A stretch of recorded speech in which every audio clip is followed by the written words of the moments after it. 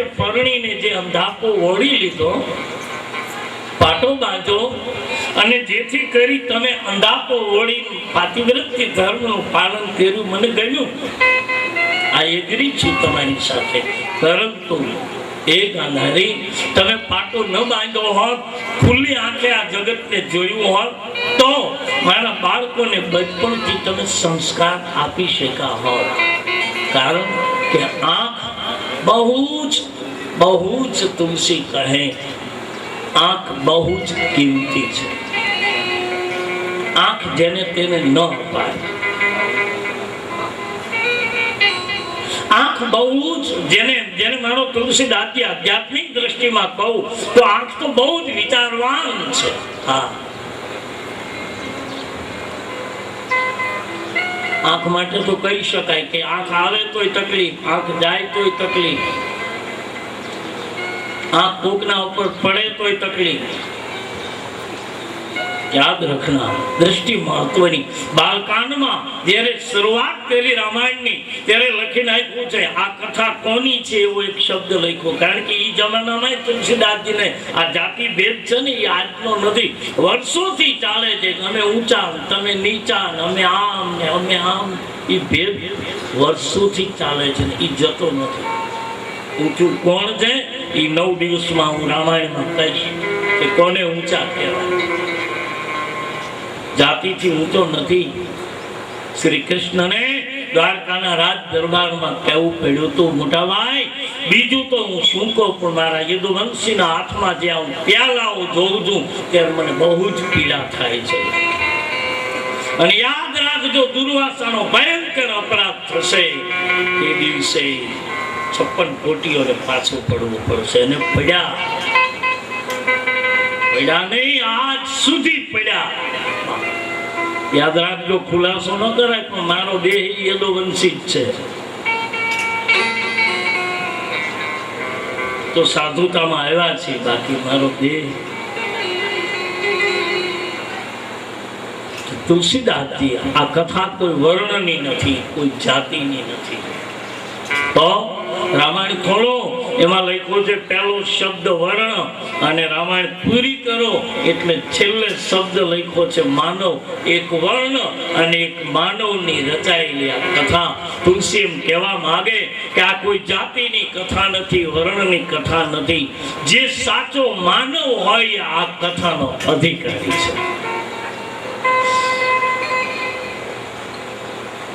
પણ સાચો માનવ થવા માટે માણસનું બચપણ જેનું નિર્દોષમય બચપણ હશે, અને નિર્દોષતા જેની પ્રબળ હશે, એ માણસ જેનું બચપણ નિર્દોષ હશે અને પ્રબળ હશે, એની યુવાની તુલસીદાસજી લખે સહનશીલતા વાળી હશે.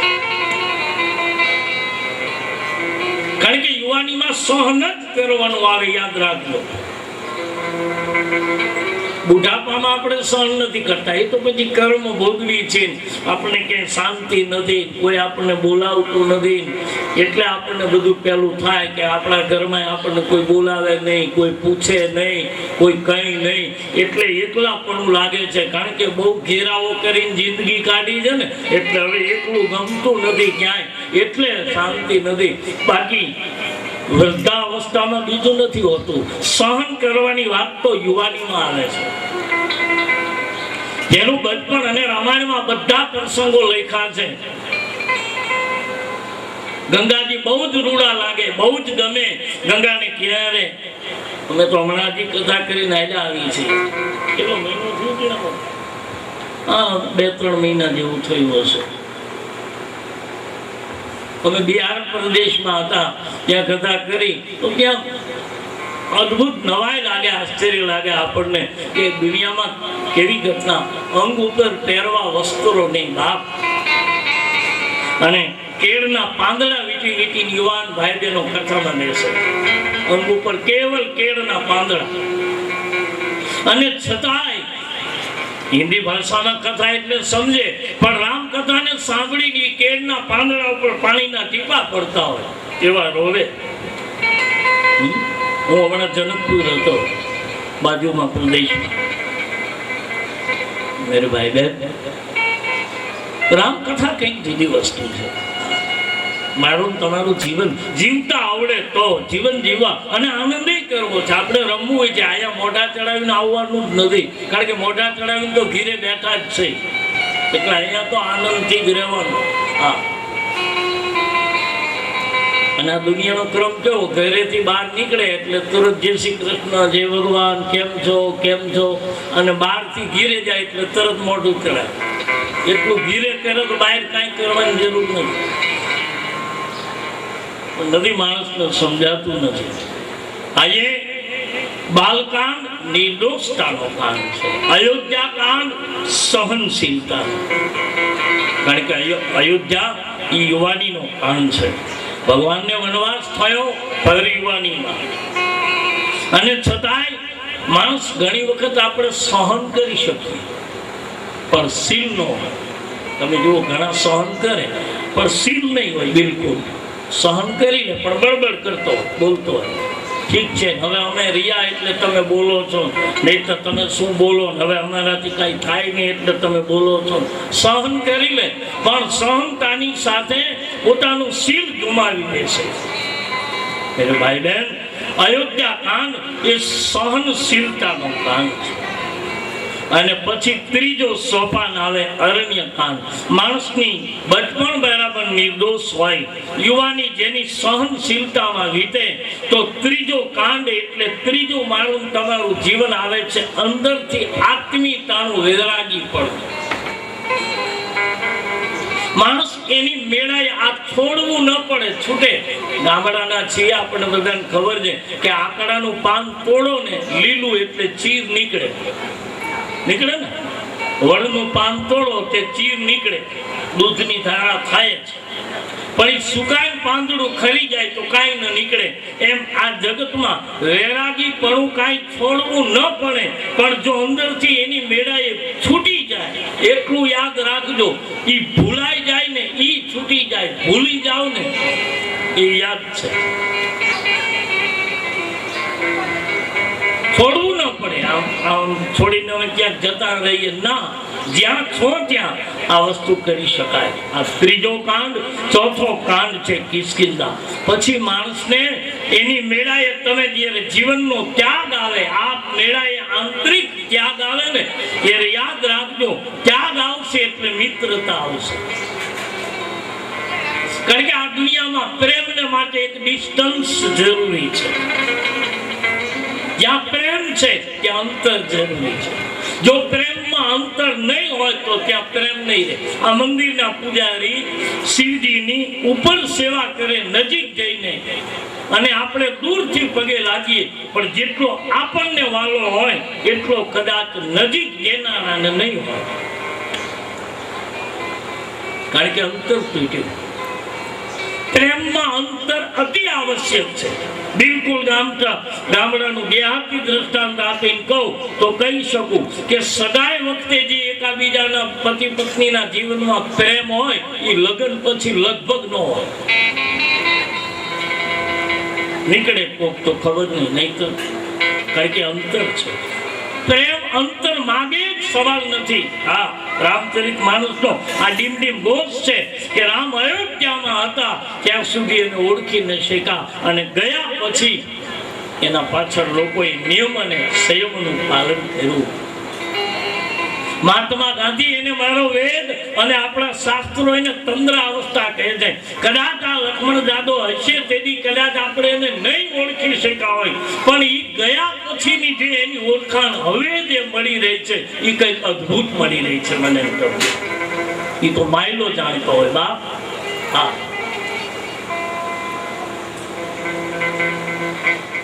યાદ રાખજો, વખાણ કરવા નથી બેઠો. સાધુ કોઈ દી સરાહના ન કરે, અને સરાહના કરે ચારણ કવિને ભાટ એને સરખું છે. એ વાહ વાહ કરે, સાધુ કોઈ દિવસ સરાહના ન કરે. સાધુ સત્યતાના ઘોષ ઉપર પ્રહાર કરે, અને સત્યતાના પ્રહાર જ્યારે લાગે ત્યારે માણસને કડવું તો લાગશે થોડું, અને દવા કડવી જ હોય, રોગ તો જ મટે. પ્રેમ અંતર માગે, સવાલ જ નથી. તો તુલસી કહે ચોથું કાંડ છે કિષ્કિંધા, અને કિષ્કિંધા એટલે ચોથી અવસ્થામાં આપણે કોઈને કોઈ મિત્ર જોઈશે, એને કોઈ મિત્ર ન મળે એટલે લાકડીનો ટેકો મિત્ર. એકલો ન ચાલે, કારણ કે ચોથી અવસ્થા ત્યાગી દીધું અને બધું ત્યાગ્યું એટલે જે કાંઈ કામનું નહોતું એ હાથમાં આવ્યું. અને પછી છે સુંદરકાંડ. સુંદરકાંડ એ મારો તુલસી કહે શ્રદ્ધાનો કાંડ છે. માણસમાં શ્રદ્ધા ઉઠી ગઈ છે. શ્રદ્ધા અને વિશ્વાસ આ બે કોણ છે? શંકર ને પાર્વતી. એ શ્રદ્ધા ને વિશ્વાસ છે. શિવ એટલે વિશ્વાસનું પ્રતીક છે. શિવ ભગવાન શંકર એટલે સાક્ષાત વિશ્વાસનું પ્રતીક છે. પાર્વતી એટલે શ્રદ્ધા. પણ શ્રદ્ધા ને વિશ્વાસ જ્યાં સુધી એક ન થાય, આપણી ગામડા ભાષામાં આપણે એમ જ કહીએ બાપા હવે શ્રદ્ધા ઉઠી ગઈ છે. શિવ અને પાર્વતી શ્રદ્ધા અને વિશ્વાસનું પ્રતીક છે. સુંદરકાંડ એ શ્રદ્ધાનો કાંડ છે, કારણ કે એમાં હનુમાનજીનું ચરિત્ર છે અને હનુમાનજી કહે છે હું શ્રદ્ધાનું પ્રતીક છું. હનુમંત એટલે કોણ? શ્રદ્ધાનું પરિપક્વ બળ. અને પછી આપણે ત્યાં લખાયું છે લંકા કાંડ. લંકા કાંડનો અર્થ થાય છે બુદ્ધત્વનો કાંડ, બુદ્ધિજીવીનો કાંડ. કે આજનું વિજ્ઞાન અને આજના ભણેલા ગણેલા લોકો જે બોલે છે એ ભાષાકીય શબ્દ સારા લાગે આપણને. ચાલો કે આજનું ભાષાકીય જે બોલાઈ રહ્યું છે બહુ રૂડું લાગે આપણને કે વાહ કેટલો અધ્યાત્મ શબ્દ બોલે છે, પણ શબ્દના અર્થની ખબર નથી. શબ્દના અર્થનો ક્યાં એનો ઉપયોગ છે એની ખબર નથી. આ બુદ્ધત્વ છે. બુદ્ધિ બહુ છે આજના યુગમાં. બુદ્ધિ કોની પાસે નથી? બધા પાસે છે. પણ બુદ્ધિની નિર્મળતા કમ છે. બુદ્ધિ છે બધામાં, કોણ કે બુદ્ધિ નથી? અને એમાં આપણા ગામડામાં તો બુદ્ધિ બહુ આવી છે. એક પતિ પત્ની બે જણા હતા, મુંબઈ રહે, અને એને એમ થયું કે આપણે બીજું કઈ નથી ને આપણે નોટું છાપવાનો ધંધો કરી, એટલે બે જણા નોટું છાપ્યા. પણ બન્યું એવું કે નોટું છાપી પણ બધી 15 રૂપિયાની નોટું છપાઈ ગઈ. કંઈક બીબામાં ફેરફાર થયો, બધા 15 રૂપિયા. પછી એને એમ થયું કે આ 15 રૂપિયાની નોટો તો હવે ક્યાં દેવા જાય, એટલે એને એમ થયું કે હાલો ક્યાંક રણના કાંઠે જૂના દેહાતી ગામડામાં જાય, અને ગામડામાં જઈને આ દઈ દે. ગામડાના ભોળા લોકો એને ખબર ન હોય કે આ નવી નોટો નીકળી છે, નવી કરીને ગામડામાં દઈ દઈશું. એટલે એ 15 રૂપિયાની નોટું લઈને ગામડામાં આવ્યા. બહુ આવું નાનું એવું ગામ, અને ગામમાં આવ્યા એટલે ગામના ચોકમાં નાનો એવો ગલો, અને ગલામાં એક શેઠ બેઠેલા. એટલે આવીને આ લોકોએ મુંબઈથી આવ્યા હતા એટલે આવીને સીધું એની ભાષામાં બોલ્યા અને આવીને કીધું કે શેઠજી આ થોડાક છૂટા જોતા હતા, અમે આવ્યા છીએ મુંબઈથી અને છૂટા લાવ્યા નથી, એટલે છૂટા થોડાક આપો ને. એટલે કીધું લાવો. એટલે આને 15 રૂપિયાની નોટો આપી કે લો આ 15 ના છૂટા આપો. શેઠજીએ જોઈને કીધું કે પણ આ 15 રૂપિયાની નોટ તો ક્યાંય જોઈ નથી. 5ની, 10ની, 20ની, 2000ની હમણાં નવી નીકળી છે, 500ની, પણ આ 15 રૂપિયાની નોટ ક્યાંય જોઈ નથી. એટલે આને કીધું શેઠ હજી નવી નીકળી છે, હજી બેંકોમાંથી આવતા વાર લાગે. આ તો તમારું રણના કાંઠાનું ગામડું કહેવાય, અહીંયા આવતા તો બહુ વાર લાગે. એટલે હજી અમે તો આ મુંબઈથી લઈને આવ્યા એટલે અમારી પાસે છે, ગામડે આવતા વાર લાગે ને શેઠ. ઠીક કઈ વાંધો નહીં, બેસો. એ બે જણા પતિ પત્ની બેઠા અને એકાબીજા સામસામે જોઈને હસે છે અને વિચારે છે જો આજ વટાઈ જાય તો 2 ગામ બીજા લેતા જાય, મયાપુરી થતા જાય. મેં કથા કરી હતી ગામમાં 5 વર્ષ 7 વર્ષ પહેલા.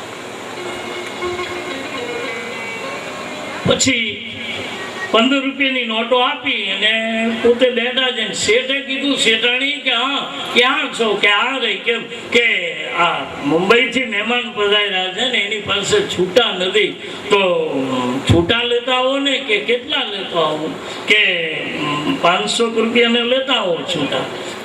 એટલે અંદરથી એના પત્ની શેઠાણી 7 રૂપિયાની 500 રૂપિયાની નોટો રાખી,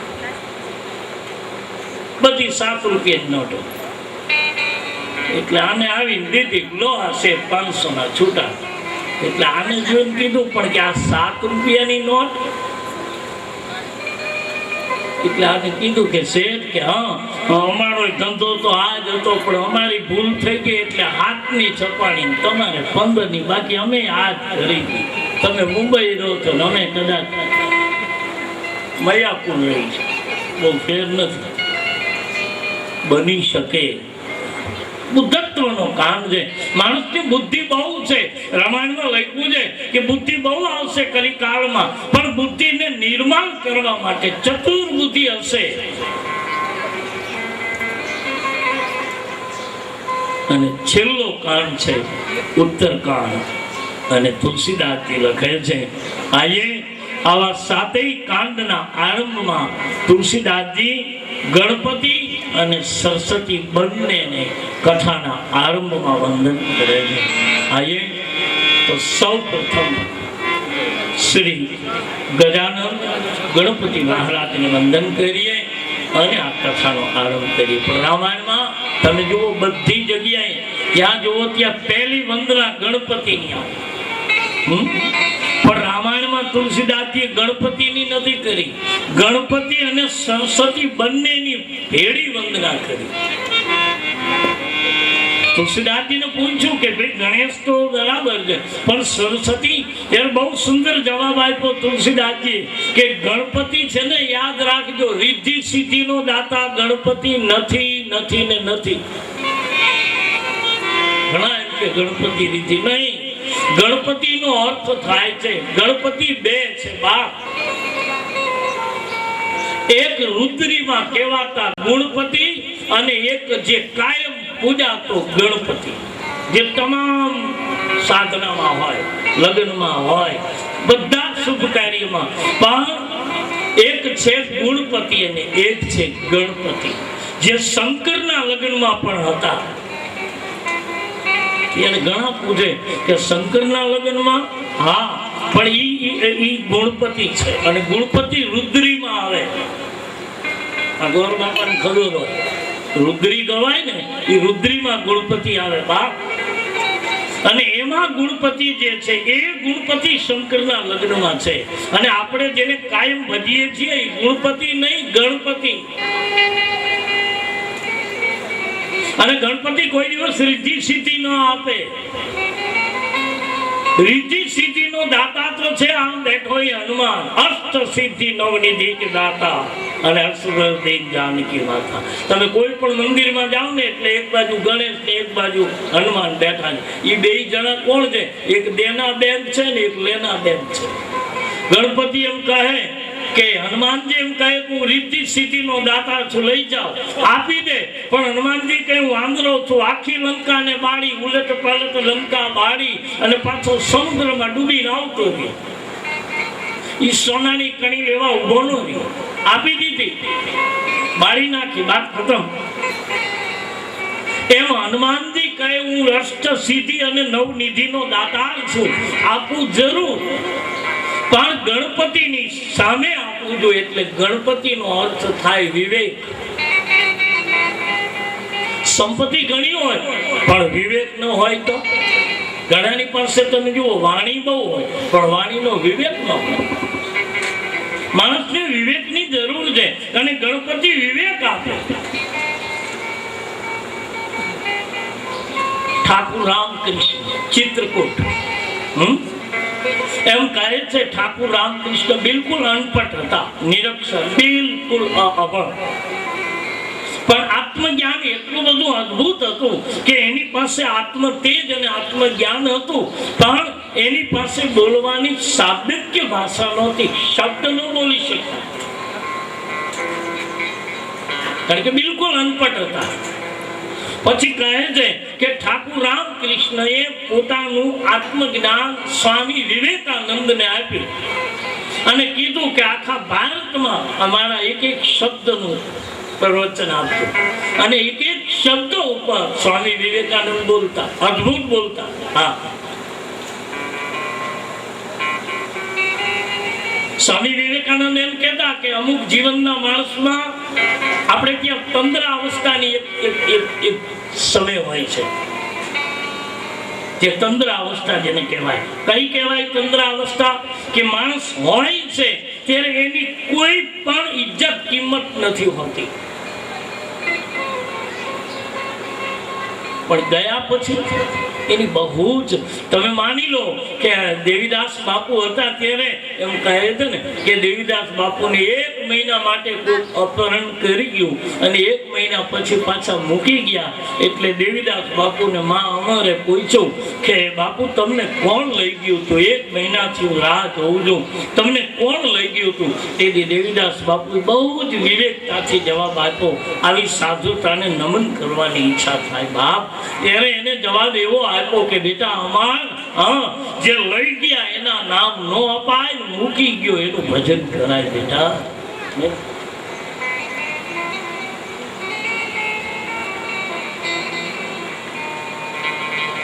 બાપ તો જ્ઞાન ગજાનંદ દ્વારા વિવેક મળે, પણ વિવેક હશે, જ્ઞાન હશે, કદાચ વિવેક નહીં હોય તો. એટલા માટે મારો તુલસી ગણપતિ અને સરસ્વતી બંનેની સાથે વંદના બાલ સોપાનમાં કરે છે. આઈએ હું અને તમે ગજાનંદને વંદન કરીએ અને ભગવત કથામાં ધીમે ધીમે પ્રવેશ કરીએ. હજી તો મંડાણ માંડ્યા છે બાપ, એ ઘણું બધું બાકી છે. એટલું ગુરુ કૃપાથી સમય આવશે એટલું તમારી સામે બેસી આનંદ કરીશ. મને કથાનો કોઈ દિવસ થાક નથી, મને કથામાં કોઈ દિવસ પ્યાસ નથી, મને કથામાં કોઈ દિવસ ભૂખ નથી, મને કથામાં કોઈ દિવસ મારી કર્મની સોચ ક્રિયાએ મને બાધ્ય નથી બનાવ્યો. એ શ્રી હનુમાનજીની કૃપા છે. 7 કલાક બેઠા હોય તો કંઈ જરૂર શેની હોતી નથી. એટલે આપ ખાઓ પીઓ, પણ સમય પ્રસંગ જોઈ અને ચાય પાણી બધું લાવજો, જેથી કરી અમારે રાજકોટમાં હમણાં કથા આવતી હતી. હવે દશરથજીનું મૃત્યુ આવ્યું, ઓલા લોકો આઈસ્ક્રીમ લઈને આવ્યા, એટલે પ્રસંગને સાંભળીને વચ્ચે આવજો, જેથી કરી આપણા પ્રસંગની. કારણ કે અમુક લોકો જે આપણે હોય બધું સમજતા હોય કે આ લોકો એ પીરસું ખરું, પણ આનો વિવેક નથી પીરસવાનો. તમે ચાય પાણી પાય એટલે એને ગમે ખરું કે અમને ચાય પાણી પાય છે, એ બધું, પણ વિવેકથી પાવ. જો વિવેક ચૂકાઈ જાય તો એટલે પ્રસંગ બરાબર સાંભળી એને ધ્યાન દઈ અને પછી લેવો. અથવા તો કોઈ પ્રસંગ ચાલતો હોય તો એ પ્રસંગને અમુક સમય સુધી પૂરો કરી પછી આવું, જેથી કરી સાંભળનાર. કારણ કે આ કથાનો આનંદ એટલો આવશે ને કે તમારું પાણી ચા કોઈ માગશે જ નહીં. એક દિવસ જવા દો, બધાની ભૂખઈ જશે, પ્યાસી જશે. કારણ કે કથારૂપી અમૃતનો રામાયણ નહીં, સુખદેવજીને પરીક્ષતે કહ્યું હતું, ભાગવત કથા ચાલતી હતી ને, 7 દિવસ સુધી અખંડ પરીક્ષક બેઠા. મને આ પ્રસંગ બહુ ગમે. હું કાયમ કહું, હમણાં જ હું આપણે ક્યાં હતા જીના બાપા પ્રવચન કર્યું, કેવું કામ? હા, સાપર. હમણાં સાપર હતો એક દરબારને ત્યાં અડધી કલાક માટે. ત્યારે ભાગવતજીનો પ્રસંગ મેં કહ્યો હતો કે પરીક્ષકને સુખદેવજી ગંગાનો કિનારો 88,000 સંતો બેઠા છે. બહુ મોટો શ્રમિક ઋષિનો અપરાધ કર્યો. યાદ રાખજો મેરે ભાઈ બહેન, હું આ મારા માટે નથી કહેતો, આપણને બધાને માટે કહું છું કે સાધુ બ્રાહ્મણ એનો અપરાધ એને ન આપો તો કાંઈ જરૂર નથી. યાદ રાખજો, માગે સાધુને, માગે બ્રાહ્મણને. અયાચકપણું રાખીને એનું બ્રહ્મત્વ પ્રગટ કરે તમારે આપવું પડે. આ દરિયાએ કોઈ દિવસ નદીને આમંત્રણ નથી આપ્યા કે તમે મારે ત્યાં દોડીને આવો, પણ છતાંય સમુદ્રમાં બધી નદીઓ દોડી દોડીને જાય છે. શું કામ? કે સમુદ્ર ધરતીથી એક વેદ નીચો છે એટલે નદીઓ જાય છે. એમ જે સાધુ અને બ્રાહ્મણને વિનમ્ર થઈને જીવતા આવડે તો દુનિયાને આપવું પડે ને આપવું પડે.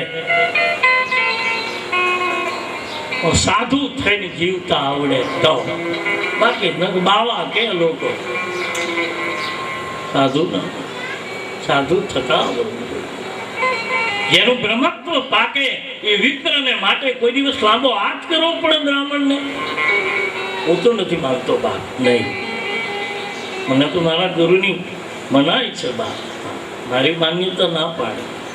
માંગો નહીં, સાધુતા તો પકવે પરિપક્વ થયેલી વસ્તુ છે. 88,000 ઋષિઓની વચ્ચે એક શ્રમિક ઋષિના ગળામાં હાર નાખ્યો સર્પનો, અને શ્રમિકના મુખમાંથી શ્રાપ નીકળી ગયો. આ વાત મને ગમતી નથી ભાગવતજીની, કે શ્રાપ આપે કોઈ દિવસ સાધુ ન હોઈ શકે, અને સાચો આશીર્વાદ પણ સાધુ ન આપે. યાદ રાખજો, આશીર્વાદ અને શ્રાપ એ તો નાભીમાંથી નીકળેલા અમૃતના કુંભ છે. હવે રાવણ શું આશીર્વાદ આપી શકે કહો? પાપીમાં પાપી કહેવાય ને રાવણ, એ આશીર્વાદ આપી શકે? પણ ઈ જ રાવણ એક જ વખત આશીર્વાદ આપ્યા એના દીકરા મેઘનાથને. આવ્યો અને ખોળામાં માથું મૂકીને કીધું કે મારી ડાબી ભુજા કપાઈ ગઈ છે બાપ, હું કોઈ દિવસ રડું નહીં. મેઘનાથ, આ તારો બાપ રોવે છે. મેઘનાથે કહ્યું, પિતાજી શું કામ? કે મારો દાબો હાથ કપાઈ ગયો, મારો કુંભકર્ણ જતો રહ્યો. તેથી કીધું, બાપુજી આવતીકાલે રણાંગણ આવેલા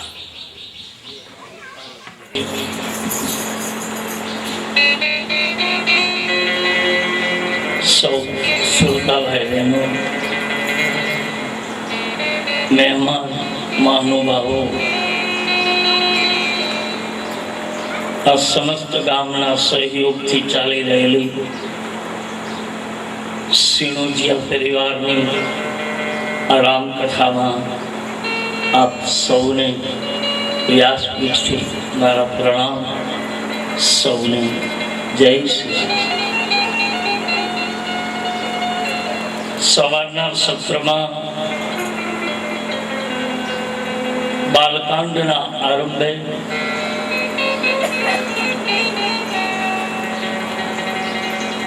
સરસ્વતી અને ગણપતિજીની તુલસીદાસજી વંદના કરાવે છે કે જે જ્ઞાન આપી શકે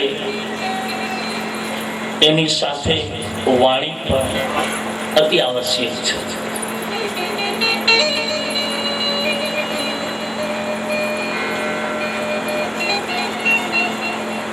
રામચરિત માનસમાં ગણપતિ અને સરસ્વતી બંનેની પ્રાર્થના કરી છે, અને આજે આપણે પણ ગજાનનને વંદન કરી બાલકાંડમાં પ્રવેશ કર્યો. જય ગણેશ જય ગણેશ જય ગણેશ જય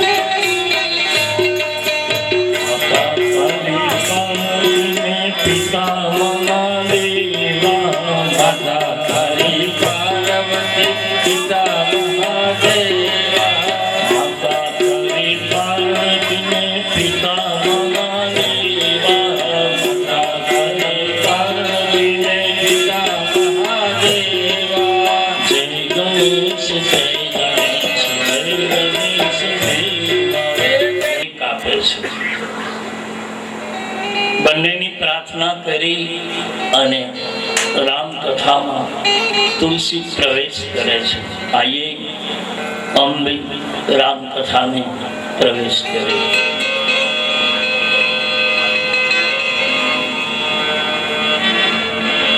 नाना पुराणा निगमां सम्मतीयतं रामायणे दिगदितं पतितं तुलसी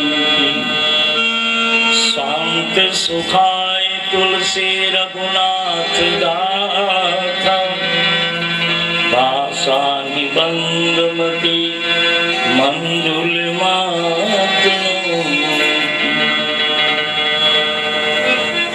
તુલસી લખે અંતકરણના સુખ માટે આ કથા છે. કારણ કે આપણા બધાની પાસે સુવિધા છે, સગવડ છે, કદાચ કહેવાતું સુખ પણ છે, પણ પરમ શાંતિનો અનુભવ નથી. જે આપણી પરંપરાને બહુ તુલસીદાસજી રામાયણને અદ્ભુત રીતે રજૂઆત કરી કે આ દેશમાં 5 દેવોની પૂજા કરવી, કંઈ પણ થઈ જાય તો. અને એ પૂજા સુનો, પૂજા એટલે કલાકો સુધી જે બેસી શકે છે, સારી વસ્તુ છે, એને આપણે પ્રણામ કરીએ. પણ આપણે ખેતર જવું, વાડીએ જવું, પશુપાલન કરવું, કેમ આપણે કલાકો સુધી પૂજા કરી શકીએ? એ તો આપણા માટે શક્ય નથી. તો પછી બીજો એનો ઉપાય શું કે આપણે કાંઈ નથી કરી શકતા, અને એનો આપણને રંજ પણ કદાચ રહેતો હશે કે લોકો કેવું કેવું કરે, આપણે કંઈ કરી નથી શકતા. એનો રંજ આપણને રહી જાય. જે ન કરી શકતા હોય એને ચોક્કસ એમ થાય કે લોકો કેટલો કલાકો સુધી પૂજા કરે, અર્ચના કરે, માળા કરે, પ્રાર્થના કરે, પ્રતીક્ષા કરે, એટલું બધું કરી શકે. આપણે નથી કરી શકતા, એનો આપણને રંજ રહી જાય. માની લો તો એના માટેનો ઉપાય શું? બહુ સુંદર વાત સરળ રામાયણમાં લખી છે કે આટલું કરીએ ને તો એમાં બધું આવી ગયું.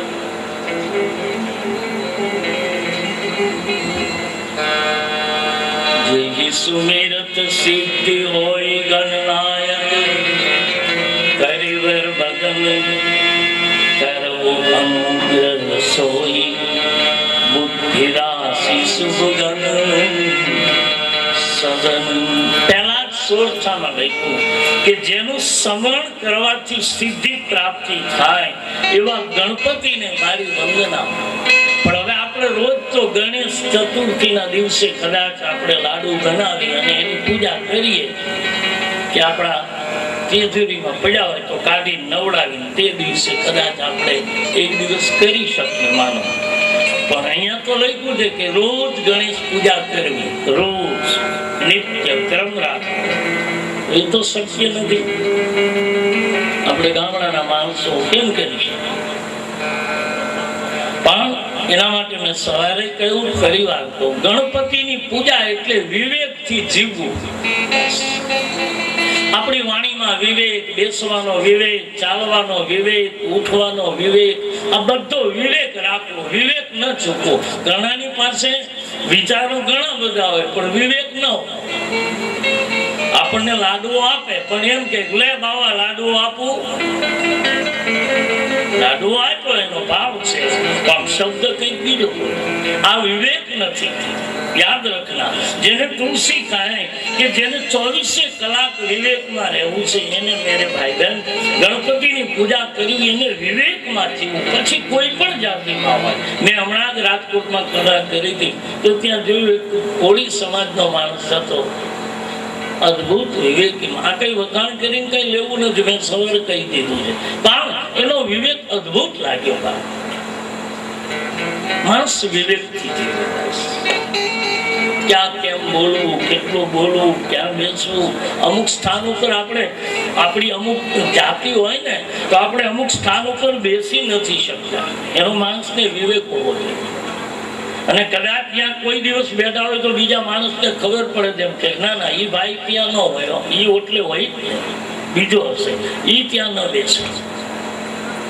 એક આપણી એવી છાપ હોય. આ વિવેક, આ રામાયણ મને તમને આ શીખવે છે. આ વિવેક રાખીએ બા તો પહેલા સોળખામાં વિવેકથી જીવવું. જે પાત્રમાં, જે જાતમાં, જે બાતમાં, જે ગામમાં, જે ધરતીમાં જ્યાં હોય ત્યાં ક્યાંય પણ જઈએ વિવેક ન ચૂકવો. અને બીજો 5 સોળખા લખ્યા છે. હિન્દુ ધર્મનો નિયમ છે કે આ 5 દેવોની પૂજા કરવી જ જોઈએ. પણ પૂજા એટલે આ પૂજા, ગણપતિને નવડાવવા, તિલક કરવું, લાડુ ધરવા, એ તો છે જ, એ તો સ્થૂળ છે માની લો ને. અને ક્યાં સુધી આપણે કરી શકવાના? શરીર કામ કરે ત્યાં સુધી. પણ વિવેક તો જીવી ત્યાં સુધી. માણસને મરવાનોય વિવેક છે. લો, માણસ મૃત્યુ પામે ને તોય લોકો, કારણ કે રામાયણમાં લખ્યું છે મૃત્યુ 4 પ્રકારનું મૃત્યુ છે. હું વચ્ચે કહીશ તમને કે મરણ માણસના 4 પ્રકારના મૃત્યુ છે.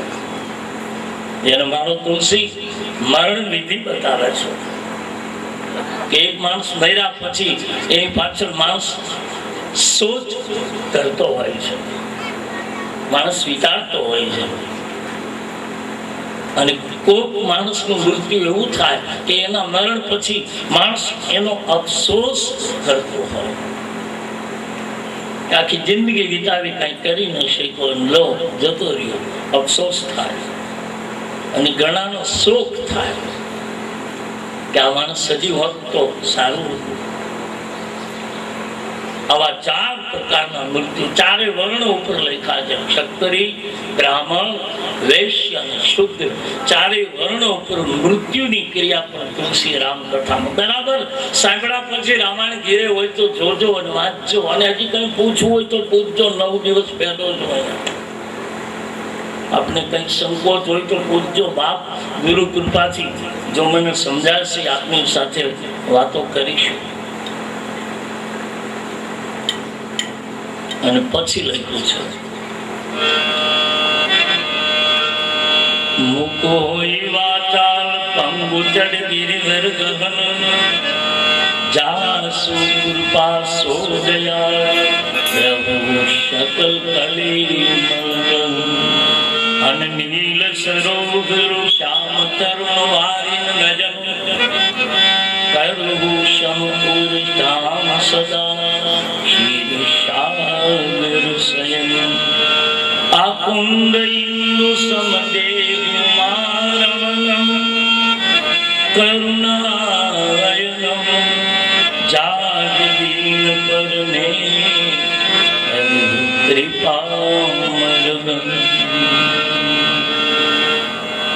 તુલસીદાસજી લખે છે કે મુખ હોય બાચાલ, ઈશ્વરની કૃપા હોય તો લંગડો પહાડ ચડી શકે, બની જાય. પણ કયો પહાડ?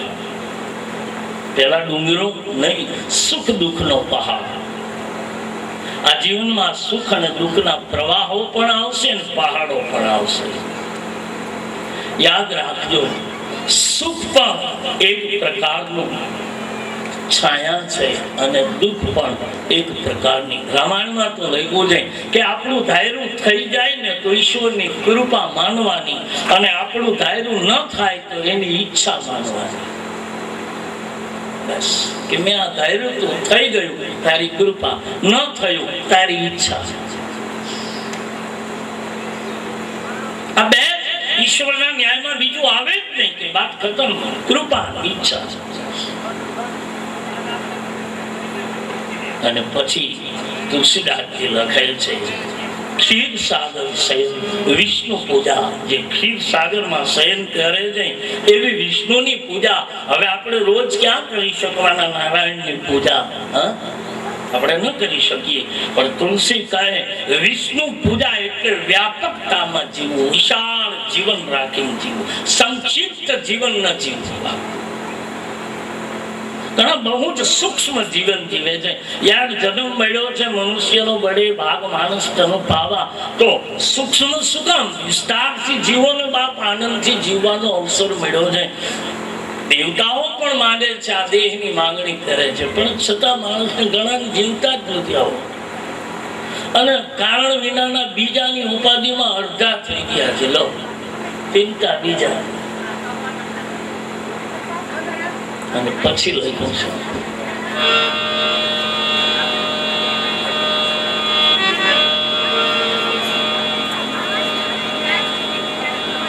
કે ઉમા રમન એટલે કે માં ભગવતીની આસક્તિની ભક્તિની પૂજા કરવી. આપણે રોજ દેવી પૂજન કરતા જ હોઈએ છીએ, ભગવતીની પ્રાર્થના અને આરતી પૂજન કરતા હોઈએ છીએ, તો દીવો કરવો જોઈએ. પણ કદાચ ન કરી શકીએ તો દેવીની પૂજા એટલે શું, શક્તિની પૂજા માની શું? બધા થોડા કઈ આપણે કરી શકીએ, કોઈને સમય જ નથી. લો બહુ મોટા ગદાલ શહેરમાં જાવ તો ત્યાં સમય જ નથી. આપણે છોકરાને પૂછો તાર પપ્પા છે એટલે એમ કે હા મારી મમ્મી કહે છે.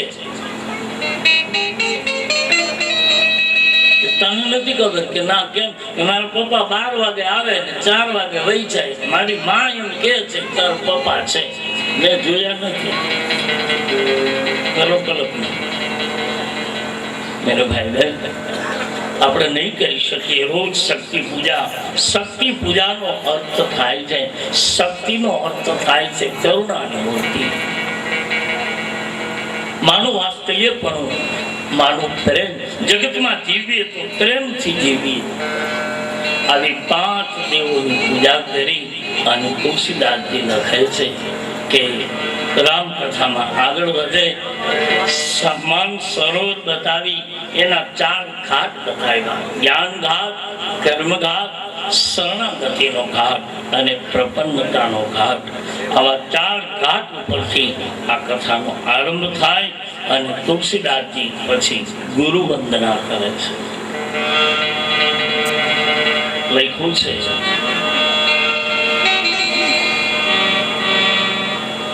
બંદો ગુરુ પદુ પદુમ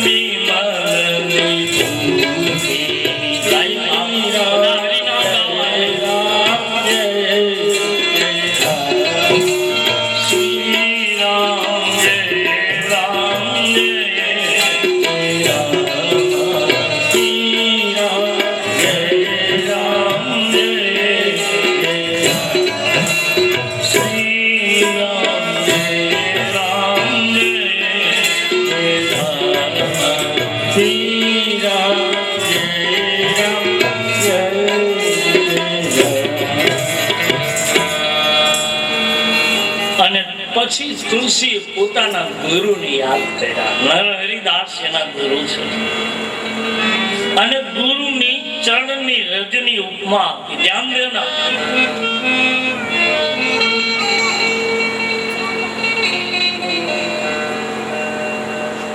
કે ગુરુની ચરણ રજ, આ ધરતીની ધૂળ અપવિત્ર છે, સ્વાભાવિક માની લો. પણ એ જ રજ ઉપર જો કોઈ સંતનો પગલું પડી જાય તો રજ પવિત્ર થાય છે. સંસારની રેખા, સંસારની રાખ, વિભૂતિ બિલકુલ અપવિત્ર છે, પણ જો એ જ શંકરની શરીરે લાગી જાય તો એ જ સંસારની રાખ વિભૂતિ બની જાય. અમી મૈ ચૂરન સારું લખ્યું છે કે એક રચ એક ચરણ ધૂળ, કઈ ધૂળની કિંમત નથી, પણ કોઈ સંતને ચરણે અડી જાય તો એ ચૂરણ બને. અને કેવું ચૂરણ બને? અમી મયુરી ચૂરણ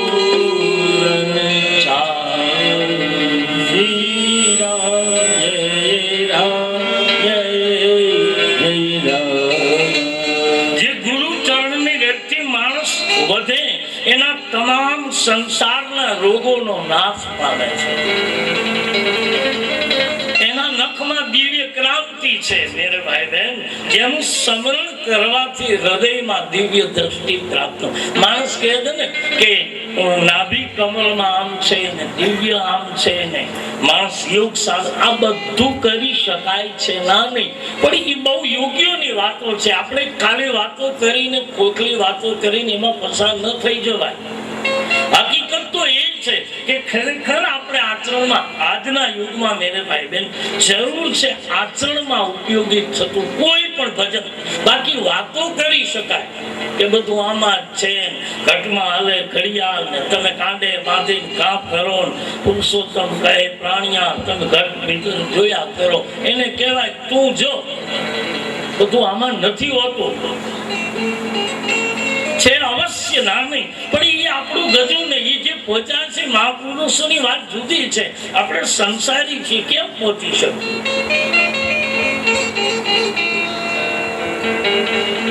આપણે છોડી દઈએ તો એનો અહંકાર આવે.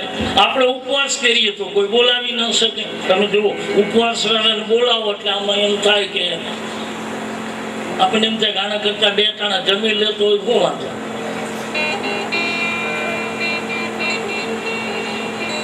સાધકની ધન્યતા માટે તુલસીદાસજી બહુ જ પ્રેક્ટિકલ વાત કરી છે કલિયુગના માટે કે આ જરૂરી છે ના નહીં, પણ એ પહોંચેલા મહાપુરુષ માટે છે, આપણા માટે નથી.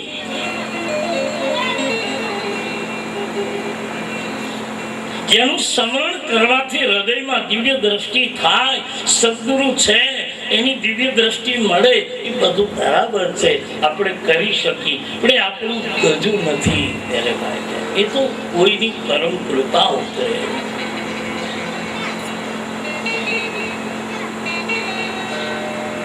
હા, એટલું ચોક્કસ ગુરુના ચરણની રથથી આપણા વિચારોને પવિત્ર ચોક્કસ કરીએ, વિશુદ્ધ બનાવીએ. ગોસ્વામીજી કહે કે રામ કથાનું વર્ણન કરવા મારે જાવું છે એટલે બાલકાંડમાં હું દ્રષ્ટિ ઉપર ભાર મૂક્યો કે મારી દ્રષ્ટિ પવિત્ર થાય. અને હું હવે અને જે આંખ પવિત્ર થઈ ગુરુ ચરણ રથથી, તો લખેલ છે તુલસીદાસજી કે પવિત્ર થઈ એટલે બધા એને વંદની લાગ્યા. એટલે તમે ખોલો રામકથા, કહ્યું છે હું રામકથા કહેવા જઈ રહ્યો છું, પણ રામકથા નથી કરી, બધાને પગે લાગવા માંડ્યા. હો ચિંતા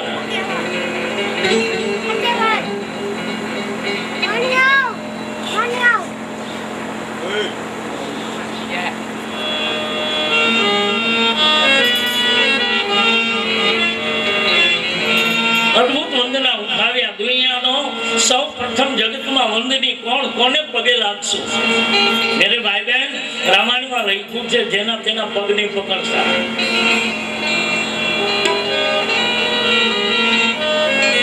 કેવળ જેવો ભીલ હતો, પણ તમે કલ્પના કરો રામને ગંગા પાર ઉતાર્યા ત્યાં સુધી પગે ન લાગ્યો માણસ, નહીં તો ભગવાન હતા છતાંય પગે ન લાગ્યો. ત્યાં ત્યાં જેમ તેમ જેની તેની રીતે એની જોડીમાં હાથ ન નાખી દેવો, રામાયણમાં ના પાડી છે.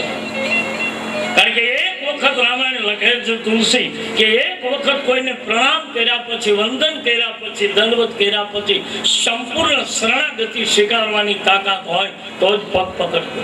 આપણે તો પગ પકડીએ અને પાછા એ જ પગ પકડીને પછાડીએ છીએ.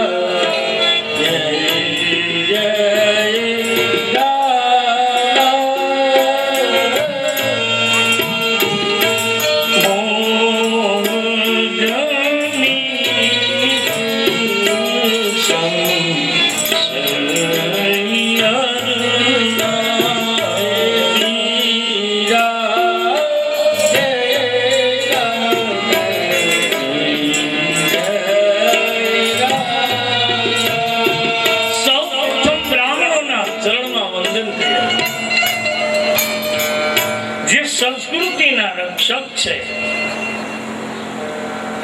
હવે બ્રાહ્મણ કોણ? બહુ સુંદર વ્યાખ્યા કરી. વિપ્ર કોને કહેવાય? જે મેં સવારે કહ્યું, આયાચક રહે. વિપ્રની બહુ જ ખુલાસો સ્પષ્ટ તુલસીદાસજી કરી દીધો. બંધો પ્રથમ મહિષુર ચરણા. જે પૃથ્વીના દેવતાઓ છે વિપ્ર છે, બ્રાહ્મણ છે. પણ બ્રાહ્મણની સ્પષ્ટ વ્યાખ્યા કરી શકાય કે જે વિપરીત પરિસ્થિતિમાં સમાજનું સંરક્ષણ કરે એ આ પૃથ્વીનો વિપ્ર છે.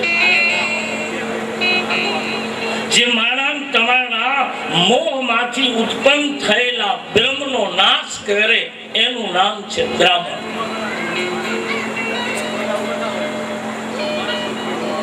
આવા વિપ્રોની વંદના કરી તુલસીદાસજી પહેલી, અને પછી કરી સાધુ વંદના.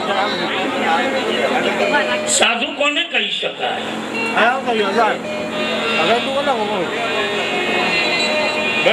સાધુ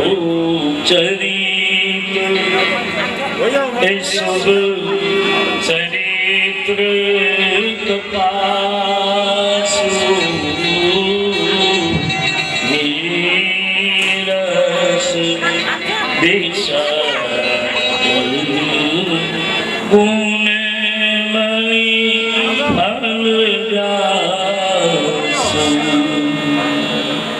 સાધુઓની વંદના કરી. બાબાજી લખ્યું કે સાધુ કોણ? જેને તુલસીદાસજી ઉપમા આપી, સાધુ એ કપાસનું ફૂલ છે. સંતને યાદ રાખજો.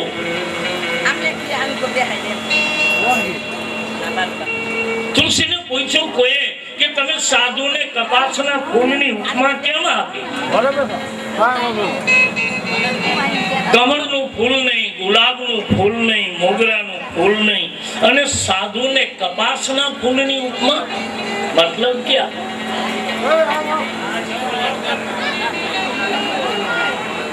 તુલસીદાસજી લખે છે ગુલાબમાં આકાર છે. એક કામ કરો ને ભાઈ, વળી ભાઈઓ બધા પાછળ લઈ લો ને લગ્નનો, અને મંડપ આજે સાંજે વધારી નાખજો. મેં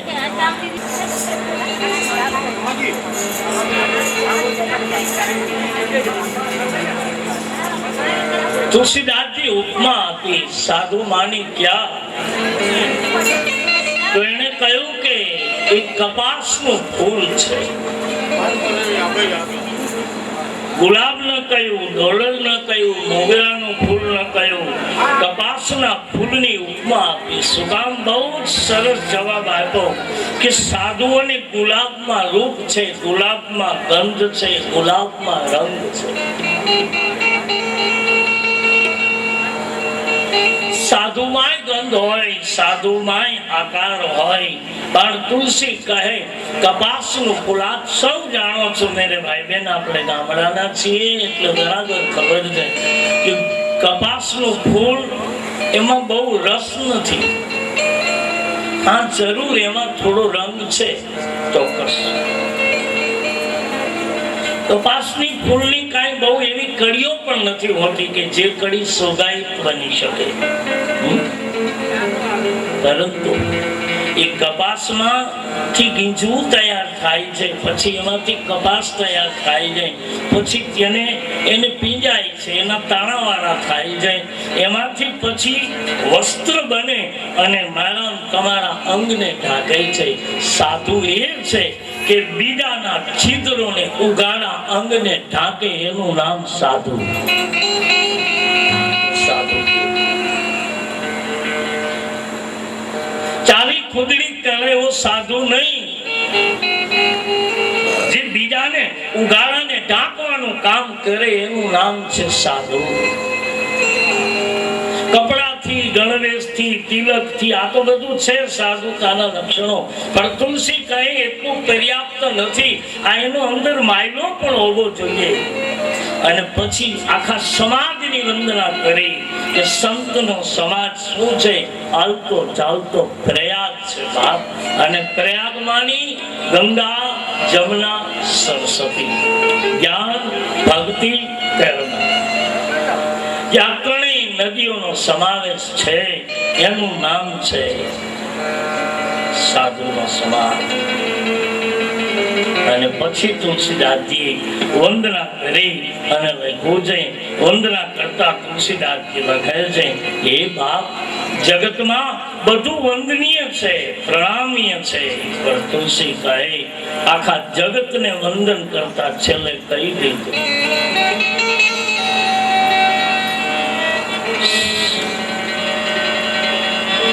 સિયા રામ મેં સબ જગ જાને, सिया राम सब जग जानी,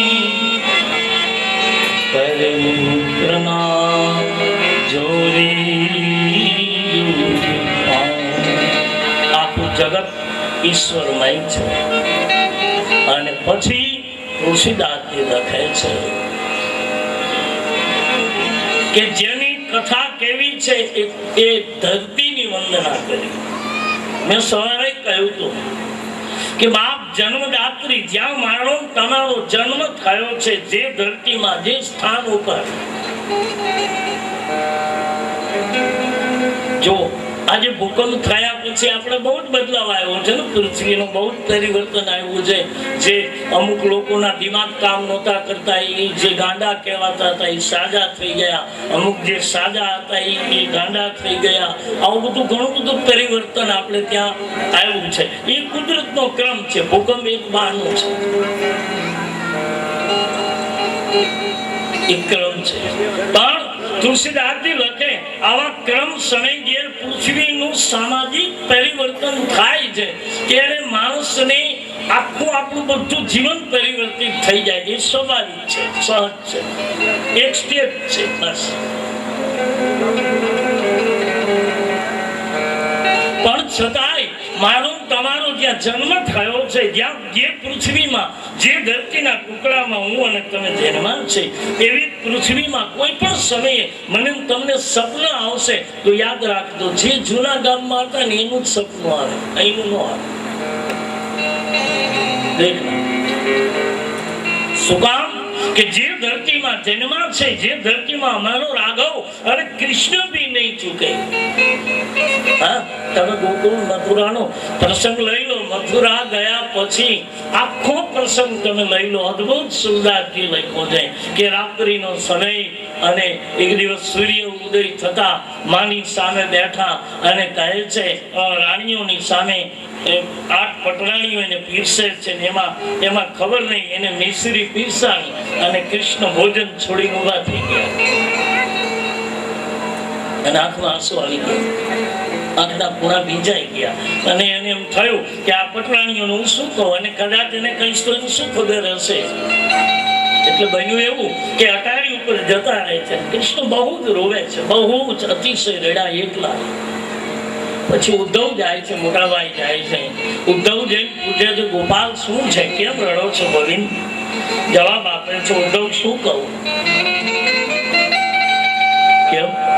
કે આ લોકોને મને શું કેવું કે મેં ગોકુળ છોડ્યા પછી 5 વસ્તુ મૂકી દીધી છે. કૃષ્ણની ટેકો તો એની દિનચર્યા તમે ખાલી સુરદાસજીના હાથે લખેલી ખાલી કૃષ્ણની દિનચર્યા વાંચો તો એમ થાય ધન્ય છે આ ધરતીને.